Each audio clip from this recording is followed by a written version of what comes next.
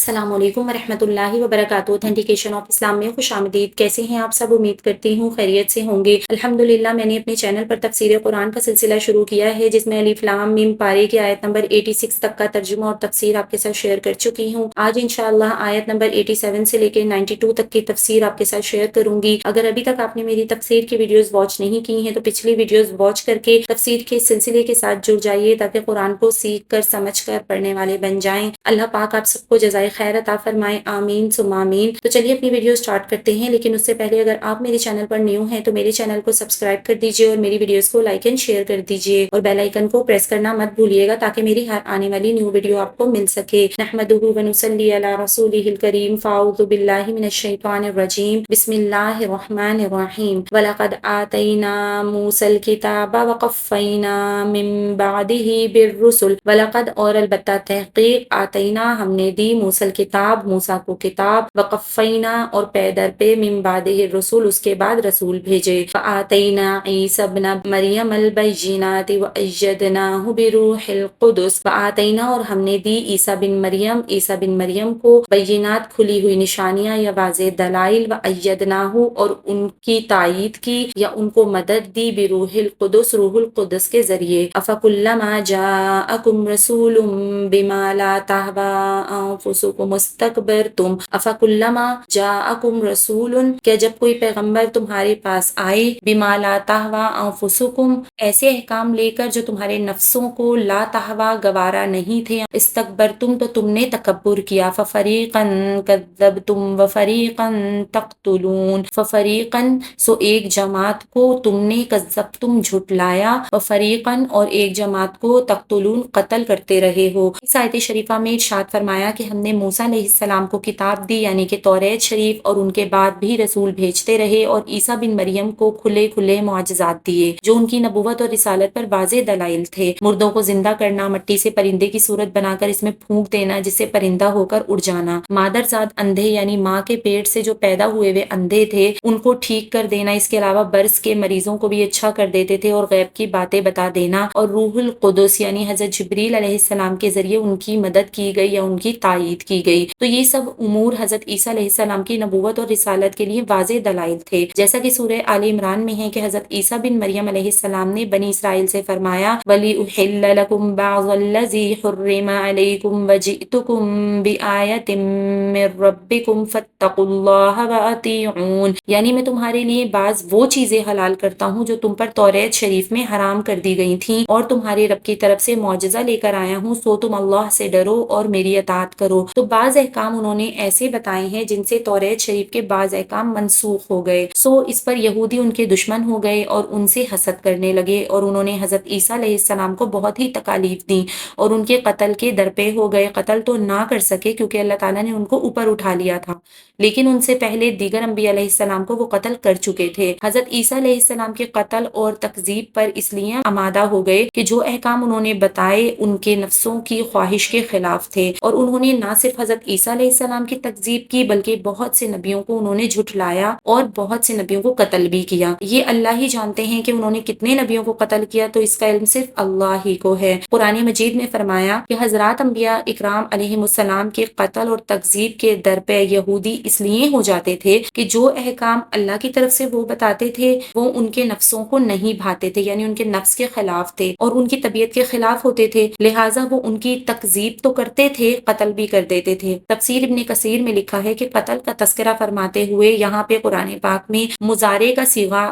تقتلون لایا گیا ہے، قتل تم ماضی کا صیغہ نہیں لایا گیا۔ اس میں اس پر دلالت ہے کہ آئندہ بھی تم سے ایسی حرکت سرزد ہوگی۔ اب آئندہ کا کیا معنی تھا؟ وہ یہ تھا کہ جیسے آپ صلی اللہ علیہ وسلم کے ساتھ انہوں نے کیا، تقتلون کا صیغہ لا کر یہ بتایا گیا کہ آئندہ بھی تم سے ایسی حرکت سرزد ہوگی۔ چنانچہ انہوں نے کیا کیا کہ حضور صلی اللہ علیہ وسلم کے ساتھ بھی ایسا ہی کیا، اور خیبر میں بکری کے گوشت میں زہر ملا کر پیش کر دیا جسے آپ نے تناول فرما لیا، اور پھر موت کے قریب اس زہر کے اثر سے ایک ایک رگ کٹ گئی جو موت کا سبب بنی۔ اس آیت شریفہ میں تصریح ہے کہ حضرت موسیٰ اور حضرت عیسیٰ علیہ السلام کے درمیان انبیاء اکرام علیہم السلام مبعوث ہوئے۔ ان حضرات میں حضرت داؤد اور حضرت سلیمان علیہم السلام کا ذکر تو قرآن پاک میں موجود ہے، اور بعض حضرات کے اسماء گرامی قرآن پاک میں موجود نہیں ہیں، تفسیر کی بعض کتابوں میں لکھے ہیں، لیکن کسی صحیح روایت سے ان ناموں کا یا ان اسماء کا ثبوت نہیں ملتا۔ تو ہمارا ایمان کیا ہے؟ امت محمدیہ کا ایمان یہ ہے کہ ہم اللہ کے سب نبیوں پر ایمان لاتے ہیں، اگرچہ سب کے نام، سب کا زمانہ ہمیں معلوم نہیں ہے۔ اس آیت میں یہ بھی فرمایا کہ ہم نے روح القدس کے ذریعے عیسیٰ بن مریم کی تائید کی، تو اس تائید سے کیا مراد ہے، یا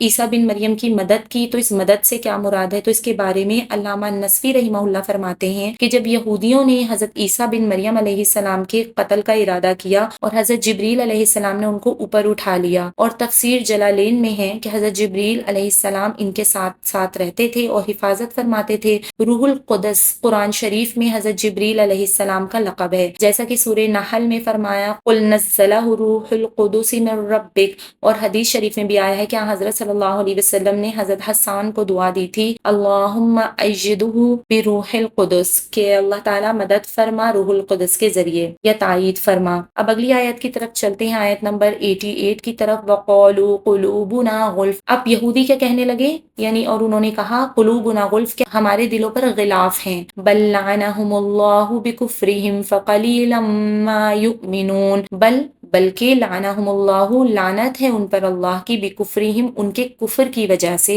فقلیلا ما یؤمنون، سو بہت کم ایمان لاتے ہیں، یا دوسرا مطلب اس کا یہ بھی ہے کہ پس یہ تھوڑے ہی ایمان لاتے ہیں۔ اس آیت کی تفسیر میں یہ بیان کیا گیا ہے کہ یہودی اسلام کو قبول نہیں کرتے تھے اور حضور صلی اللہ علیہ وسلم پر ایمان نہیں لاتے تھے، آپ کی سچائی کی علامات اور معجزات دیکھ کر بھی انکار کرتے تھے، اور اس گمراہی کو اپنے لیے کمال اور باعث فخر سمجھتے تھے، اور کہتے تھے کہ ہم ایمان لانے والے نہیں ہیں، ہمارے دلوں پر غلاف چڑھے ہوئے ہیں اور پردے پڑے ہوئے ہیں، کسی کی بات ہمارے دلوں پر اثر نہیں کر سکتی، اور اپنے دین کے علاوہ ہم کوئی دوسرا دین بھی قبول نہیں کر سکتے۔ اللہ تعالیٰ شانہ نے ان کی تردید فرمائی کہ یہ بات کو سنتے اور سمجھتے ہیں اور حق بھی جانتے ہیں، لیکن کفر سے ان کو انکار ہے۔ اللہ تعالیٰ نے ان کو ملعون قرار دے دیا ہے، لعنت اور پھٹکار میں گرفتار ہیں، دلوں پر پردے اور غلاف کچھ نہیں ہے، کفر کی پھٹکار اور لعنت کے سبب ایمان سے محرومی ہے، جیسا کہ سورہ مائدہ میں فرمایا بل طبع اللہ علیہا بکفرہم، یعنی اللہ تعالیٰ نے ان کے کفر کی وجہ سے ان کے دلوں پر مہر لگا دی ہے۔ تو یہ ہے کہ کفر میں ان کی پختگی، لعنت اور پھٹکار اور دلوں پر مہر لگ جانے کے سبب سے ہے، جس پر وہ فخر کر رہے ہیں۔ یہ جو فرمایا فقلیلا ما یؤمنون، کہ بہت کم ایمان لاتے ہیں، تو اس کا مطلب یہ ہے کہ اللہ تعالیٰ پر اور آخرت پر ایمان لاتے ہیں، جو حضرت موسیٰ علیہ السلام کی شریعت میں بھی تھا، لیکن تمام انبیاء اکرام پر ایمان لانے کا جو حکم دیا گیا تھا، جن میں حضرت محمد صلی اللہ علیہ وسلم کی ذات گرامی بھی ہے، اس سے وہ منکر ہو گئے، انکار کر بیٹھے۔ ایک نبی کی تکذیب بھی کفر ہے، تھوڑا سا ایمان آخرت میں کام نہیں دے گا۔ تو بعض مفسرین نے فقلیلا ما یؤمنون کا یہ معنی بھی بتایا ہے کہ ان میں سے بہت کم لوگ ہوں گے جو ایمان لائیں گے۔ ٹھیک ہے، یہاں تک انشاءاللہ آپ کو سمجھ آ گیا ہوگا۔ اب اگلی آیت کی تفسیر کی طرف چلتے ہیں۔ وَلَمَّا جَاءَهُمْ كِتَابٌ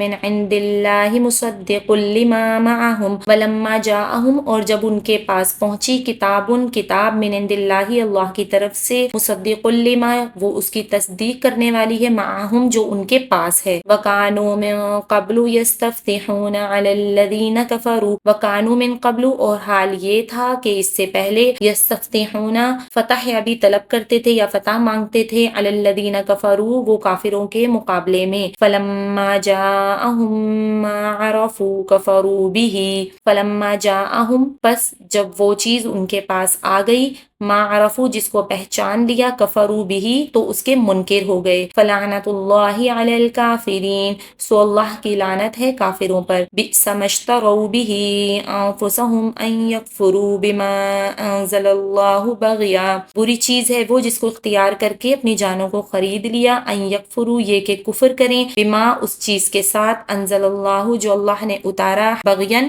حسد کرتے ہوئے، ان ینزل اللہ من فضلہ علی من یشاء من عبادہ، ان ینزل اللہ، یہ کہ اللہ تعالیٰ نازل فرمائے، من فضلہ، اپنے فضل سے، علی من یشاء، جس پر چاہے، من عبادہ، اپنے بندوں میں سے، کہ اللہ تعالیٰ اپنے فضل سے اپنے بندوں میں سے جس پر چاہے نازل فرمائے، فباؤوا بغضب علی غضب، فباؤوا، سو وہ مستحق ہو گئے غضب بالائے غضب کے، یعنی غضب پر غضب کے مستحق ہو گئے۔ وَلِلْكَافِرِينَ عَذَابٌ مُّهِينٌ، وَلِلْكَافِرِينَ اور کافروں کے لیے عذاب مہین، عذاب ہے ذلیل کرنے والا۔ تو پہلے جیسے بیان ہو چکا کہ مدینہ منورہ میں یہودی اس لیے آ کر آباد ہوئے تھے کہ نبی صلی اللہ علیہ وسلم کی بعثت ہوگی تو ہم ان کا اتباع کریں گے۔ یہ لوگ اپنے آپ کو موحد سمجھتے تھے اور یہ خیال کرتے تھے کہ ہم دین سماوی کے حامل ہیں، یعنی آلریڈی ان کے پاس موسیٰ علیہ السلام کی شریعت موجود تھی، تو اس پر وہ لوگ فخر کرتے تھے۔ اوس اور خزرج کے قبیلے بھی یمن سے آ کر مدینہ میں آباد ہو گئے تھے، تو یہ لوگ بت پرست مشرک تھے۔ یہودیوں سے ان لوگوں کی جنگ ہوتی رہتی تھی اور یہودی ان سے یہ کہا کرتے تھے کہ نبی صلی اللہ علیہ وسلم تشریف لائیں گے، ان کی بعثت کا زمانہ قریب آ چکا ہے، ہم ان پر ایمان لا کر ان کے ساتھ ہو کر تم سے جہاد کریں گے اور اس وقت تمہارا ناس کھو دیں گے، تمہیں ختم کر دیں گے اور قوم عاد کی طرح سے تمہارا قتل عام کریں گے۔ تو بعض روایت میں ہے کہ یہودی یہ بھی دعا کیا کرتے تھے کہ اے اللہ اس نبی کی بعثت فرما جس کے مبعوث ہونے کا ہماری کتاب میں ذکر ہے، تاکہ ہم اس کے ساتھ مل کر عرب کے مشرکوں کو قتل کریں۔ تو یہ لوگ نبی صلی اللہ علیہ وسلم کی نعت اور صفات جانتے ہوئے جو توریت شریف میں مذکور تھیں، آپ صلی اللہ علیہ وسلم کی بعثت سے انکار کر بیٹھے اور آپ صلی اللہ علیہ وسلم مدینہ منورہ تشریف بھی لائے اور یہودیوں نے آپ کو ان کی علامات اور صفات کے ذریعے سے پہچان بھی لیا جو ان کے علم میں تھیں کہ یہ واقعی نبی صلی اللہ علیہ وسلم ہے، ہم جن کا انتظار کر رہے تھے۔ انہوں نے آپ کے معجزات بھی دیکھے اور سب کچھ دیکھتے ہوئے آپ کی نبوت اور رسالت کے منکر ہو گئے۔ ان کو اوس اور خزرج کے بعض افراد نے توجہ بھی دلائی کہ اے یہودیوں، تم اللہ سے ڈرو اور اسلام قبول کرو، تم ہی تو کہا کرتے تھے کہ نبی صلی اللہ علیہ وسلم تشریف لانے والے ہیں، تم ان کی صفات بھی بیان کرتے تھے اور ہم سے یوں کہتے تھے کہ ہم نبی صلی اللہ علیہ وسلم پر ایمان لا کر اور ان کے ساتھ مل کر تمہیں مغلوب کر دیں گے، لہٰذا اب تم حق کو قبول کرو، نبی صلی اللہ علیہ وسلم پر ایمان لاؤ اور مسلمان ہو جاؤ۔ تو اس پر انہوں نے یہ کہا، یعنی یہودیوں نے یہ کہا کہ یہ وہ نبی نہیں ہے جس کے انتظار میں ہم تھے، وہ تو ہم میں سے ہی ہوگا، عرب میں سے نہیں ہوگا۔ جانتے پہچانتے ہوئے کیا ہوا، انکار کرنے لگے، منکر ہو گئے۔ اور یہ حسد جو تھا نا کہ نبی عرب میں سے کیوں آیا، تو یہ حسد ان کو کھا گیا۔ اس آیت میں ان کے اسی انکار کا تذکرہ ہے اور آخر میں یہ بھی فرمایا ہے کہ اللہ کی لعنت ہو کافروں پر جو حق اور حقیقت کو جانتے ہیں پھر بھی اس کے ماننے سے انکار کرتے ہیں۔ تو اللہ کی کتاب یعنی قرآن مجید کی ایک اور صفت اس آیت میں بیان فرمائی گئی ہے کہ مصدق لما معہم، کہ یہ کتاب یعنی قرآن مجید اس کتاب کی تصدیق کرنے والی ہے جس کو وہ اللہ کی کتاب مانتے ہیں، یعنی کہ توریت شریف۔ یعنی قرآن مجید جو نبی صلی اللہ علیہ وسلم پر کتاب اتری، یہ اس کتاب یعنی جس کو تم مانتے ہو توریت شریف کی تصدیق کر رہی ہے۔ تو اس میں اس طرف اشارہ ہے کہ اگر یہ نبی اس نبی کے خلاف ہوتا جس پر توریت نازل ہوئی اور یہ نبی اس کتاب کی کاٹ کرتا جو اللہ تعالیٰ نے اس نبی پر نازل کی جس کو تم مانتے ہو، تو مخالفت کی کوئی وجہ بھی ہوتی۔ وہ تو سارے نبیوں پر ایمان لانے اور اللہ تعالیٰ کی ساری کتابوں کو ماننے کی دعوت دیتا ہے۔ اس سے انحراف کرنا اس حسد میں کہ یہ عرب میں سے ہے، یہ سراپا حماقت اور بے وقوفی ہے، اور اللہ تعالیٰ پر اعتراض ہے کہ اس نے عرب میں سے نبی کیوں بھیجا۔ اللہ تعالیٰ پر اعتراض کرنا مستقل کفر ہے۔ اب آگے جو اس آیت میں فرمایا گیا ان یکفروا بما انزل اللہ بغیا، یہ کہ کفر کرتے تھے اس چیز سے جو اللہ نے نازل کی حسد کے ساتھ۔ تو اس میں یہ بتایا گیا کہ انہوں نے اپنی جانوں کو دوزخ کا مستحق اس لیے بنایا کہ ان کو اللہ تعالیٰ کا اختیار فرمانے سے عناد ہے۔ اللہ تعالیٰ جس کو چاہے نبوت اور رسالت عطا کرے اور جس بندے پر چاہے اپنی کتاب اتارے، اسے پورا پورا اختیار ہے۔ تو اس میں کسی کو اعتراض کرنے کا اور یہ ضد کرنے کا کوئی حق نہیں ہے کہ اللہ تعالیٰ نے فلاں کو نبی کیوں بنایا اور فلاں کو کیوں نہیں بنایا۔ یہودی حضرت عیسیٰ علیہ السلام کی نبوت سے منکر ہو کر کافر ہوئے، پھر اللہ تعالیٰ پر اعتراض کر کے کافر ہوئے، اور اللہ کے رسول محمد صلی اللہ علیہ وسلم اور اللہ کی کتاب یعنی قرآن کے منکر ہو کر کفر ہی کفر میں ترقی کرتے چلے گئے اور اللہ تعالیٰ کے غضب بلائے غضب کے مستحق ہو گئے، لہٰذا آخرت میں ذلت کے عذاب میں گرفتار ہوں گے۔ اب یہاں پہ اس آیت میں لفظ اشترو کے بارے میں مفسر بیضاوی لکھتے ہیں، یعنی انہوں نے اپنے نفسوں کو بیچ دیا اور ان کے عوض کفر کو بطور قیمت کے لے لیا، اور یہ معنی لینا زیادہ مناسب ہے کیونکہ ان کے خبیث نفس خریداری کے قابل نہیں، بیچنے ہی کے لائق ہیں۔ مطلب یہ ہے کہ اپنی جانوں کو بیچ ڈالا یعنی برباد کر دیا اور کفر کو بطور قیمت کے حاصل کر لیا۔ اگر یہ لوگ نبی صلی اللہ علیہ وسلم پر ایمان لاتے تو اپنی جانوں کو دوزخ سے بچا لیتے، منکر اور منحرف ہو کر ہمیشہ کے دائمی عذاب کے مستحق ہو گئے۔ اب اگلی آیت کی طرف چلتے ہیں۔ ہیں آیت نمبر 91 اور 92 کی طرف. وَإِذَا قِيلَ لَهُمْ آمِنُوا بِمَا أَنزَلَ اللَّهُ وَإِذَا قِيلَ لَهُمْ اور جب ان سے کہا جاتا ہے آمینو ایمان لاؤ بما انزل اللہ اس پر جو اللہ نے نازل فرمایا. قالوا نؤمن بما انزل علینا قالوا تو کہتے ہیں نؤمن ہم اس پر ایمان لاتے ہیں بما انزل الینا جو اتارا گیا ہم پر. ویکفرون بما وراءہ ویکفرون اور منکر ہوتے گئے بما وراءہ اس کے علاوہ جو کچھ ہے وہ اس کے منکر ہوتے ہیں. وہو الحق مصدقا لما معہم وہو الحق حالانکہ وہ حق ہے مصدقا لما معہم اس کی تصدیق کرنے والا جو ان کے پاس ہے. قل فلما تقتلون انبیاء اللہ من قبل ان کنتم مؤمنین. قل آپ فرما دیجئے فلما تقتلون سو تم کیوں قتل کرتے ہو انبیاء اللہ کے نبیوں کو من قبل اس سے پہلے ان کنتم مؤمنین اگر تم مؤمن ہو. تو آپ فرما دیجئے سو تم کیوں اللہ کے نبیوں کو اس سے پہلے قتل کرتے رہے ہو ان کنتم مؤمنین اگر تم مؤمن ہو. وَلَقَدْ جَاءَكُم مُوسَىٰ بِالْبَيِّنَاتِ وَلَقَدْ جَاءَكُم اور البتہ تحقیق جاءکم ہمارے پاس آئے موسیٰ لے کر بالبینات کھلی ہوئی دلیلیں. ثم اتخذتم پھر تم نے پکڑ لیا عجل من بعدہ بچڑے کو معبود یعنی اس کے بعد تم نے بچڑے کو معبود بنا لیا. وَأَنتُمْ ظَالِمُونَ اور تم ظالم ہو. تو اس آیت شریفہ میں یہودیوں کا یہ قول ذکر فرمایا کہ ہم صرف توریت پر ایمان لاتے ہیں اس کے سوا کسی کتاب کو نہیں مانتے. ان کی تردید کرتے ہوئے فرمایا وَهُوَ الْحَقُّ مُصَدِّقًا لِمَا مَعَهُمْ کہ یہ جو کتاب ہم نے محمد صلی اللہ علیہ وسلم پر نازل کی ہے وہ اس کتاب کی تصدیق کرنے والی ہے جس پر وہ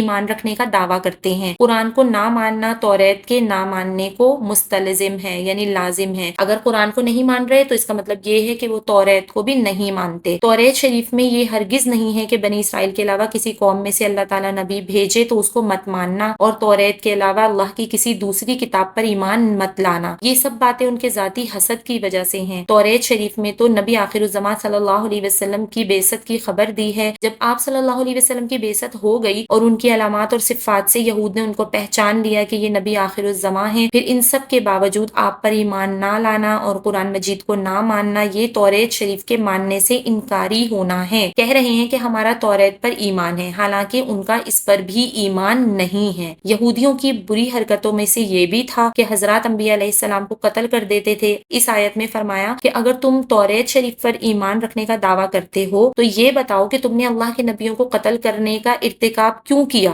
نبی کا قتل کرنا تو توریت شریف کے قانون سے بھی انکار ہے. تمہارے آباء و اجداد نے اس جرم کا ارتکاب کیا، تم ان سے راضی ہو اور ان کو ہی اپنا مقتدی بنائے ہوئے ہو یعنی ان کو اپنا بڑا بنائے ہوئے ہو، سردار بنائے ہوئے ہو. تو اس سے ظاہر یہ ہے کہ توریت شریف پر نہ تمہارا ایمان ہے اور نہ ہی تمہارے باپ دادوں کا ایمان تھا. اور یہ بات بھی قابل ذکر ہے کہ موسیٰ علیہ السلام کے بعد بہت سے انبیاء علیہ السلام تشریف لائے. وہ توریت کے احکام کی تبلیغ کرتے تھے اور انہوں نے توریت کے منسوخ ہونے کا اعلان بھی نہیں کیا. اے یہودیوں تم ان کو نبوت اور رسالت میں سچا بھی جانتے تھے پھر بھی تم نے ان کو قتل کر دیا حالانکہ وہ تمہاری قوم میں سے تھے. معلوم یہ ہوا کہ تمہارا دین اور ایمان شریعت موسیٰ کا بھی اتباع نہیں کرتا بلکہ خواہشات نفس کا اتباع کرنا ہی تمہارا اصل دین ہے. پھر فرمایا وَلَقَدْ جَاءَكُم مُوسَىٰ بِالْبَيِّنَاتِ یعنی تمہارے پاس موسیٰ علیہ السلام بھی کھلی ہوئی اور واضح دلیلیں لے کر آئے جو تم نے خود دیکھی جس سے ان کا رسول اللہ ہونا واضح ہو گیا اور انہوں نے پوری طرح توحید کی دعوت دی اور تم کو جم کر لا الہ الا اللہ کی تبلیغ اور بتایا کہ اللہ تعالیٰ کے سوا کوئی معبود نہیں ہے. لیکن جب وہ کوہ طور پر توریت شریف لینے چلے گئے تو تم لوگوں نے ان کے بعد بچڑے کو معبود بنا لیا اور تمہارا یہ غیر اللہ کی پرستش کرنا سراسر ظلم تھا. راہ حق کے خلاف چلنا، واضح دلائل آیات اور بینات سامنے ہوتے ہوئے ان کا انکار کرنا یہ سراسر ظلم ہے جو تمہاری پرانی عادت ہے. تمہارے اسلاف کی حرکتیں تمہارے سامنے ہیں جس کا تم کو علم ہے لیکن ابھی تک تم ان کو اپنا پیشوا اپنا سردار بنائے ہوئے ہو اور اپنے باپ دادوں کی ہی راہ پر چل رہے ہو، انہی کی راہ پر گامزن ہو. تو یہاں پہ یہودیوں کو احساس دلایا گیا ہے کہ تم جس توریت کو مانتے ہو تم حقیقت میں اس کو نہیں مانتے بلکہ تم کیا کر رہے ہو، تم اپنے نفس کا اتباع کر رہے ہو. تو آج کی تفسیر میں صرف اتنا ہی انشاءاللہ. اگلی تفسیر میں جو آئے گا وہ یہودیوں میں عہد و پیمان اور ان کے دلوں میں بچڑے کی محبت جو اللہ تعالیٰ نے ڈال دی تھی اس کے بارے میں آئے گا. اور پھر یہودیوں کو دعوت مباہلہ کی دعوت دی گئی تھی. اب دعوت مباہلہ کیا ہے اس کے بارے میں آپ کو بتاؤں گی. تیسری چیز جو اگلی تفسیر میں آئے گی وہ ہوگی یہودیوں کا کفر یا قول کہ جبریل ہمارا دشمن ہے. تو ان سب کے بارے میں انشاءاللہ اگلی تفسیر میں بیان ہوگا. تو اگر میری تفسیر آپ کو پسند آئی ہو تو اس کو ثواب کی نیت سے صدقہ جاریہ سمجھتے ہوئے شیئر کر دیجیے گا. اسی طرح کی اور بہت ساری اوتھینٹک ویڈیوز کے لیے دیکھتے رہیے اوتھینٹیکیشن آف اسلام. السلام علیکم ورحمۃ اللہ وبرکاتہ.